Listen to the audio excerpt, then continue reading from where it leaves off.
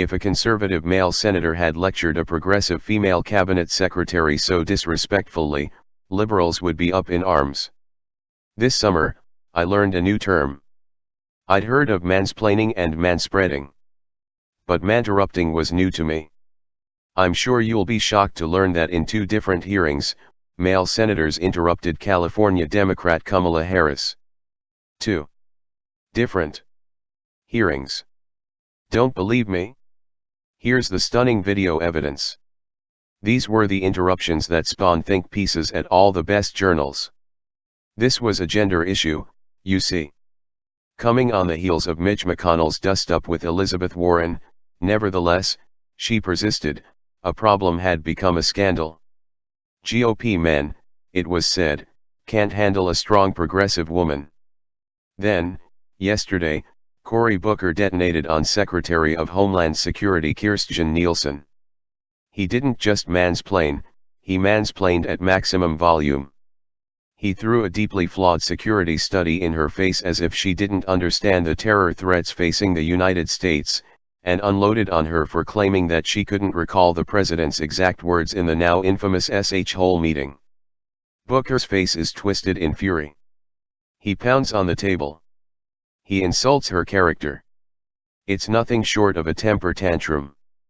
If he were a Republican, this exchange would be taken as proof positive that he doesn't respect women. It would be video evidence, shared far and wide, of his sexism.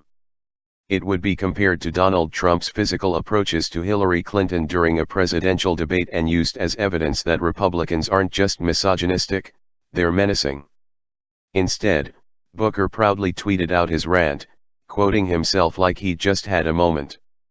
It's incidents like this that convince so many Americans that identity politics are disingenuous and that lamentations about norms, values, and civility are grotesquely insincere. Talk to any conservative woman and she'll tell you that all too often the left's respect for women stops the instant a female pundit, politician, or activist slides just to the right of moderate. The human capacity for rationalization and self-justification is nearly infinite, and it was on display yesterday. It was right for Booker to tear into Nielsen, his apologists said. After all, everyone who doesn't condemn Trump's infamous S.H. Hole comment is complicit in racism. Nielsen was lying to Congress. That wasn't misogyny, you see, it was righteous anger. Are you, Mr. Conservative, telling me that Nielsen isn't tough enough to handle a tongue lashing? Are you telling me that she needs to be protected, to be coddled by Senator Booker? Oh, and don't talk to me about values, Mr. Conservative. Not when that man is in the White House. We're now entering the Iran-Iraq war phase of our conflicts over civility. The only norm left is hypocrisy. Many of the same Democrats who simply can't believe the words that come out of Trump's mouth once cheered Joe Biden's claim to a Virginia crowd that Mitt Romney would put y'all back in chains.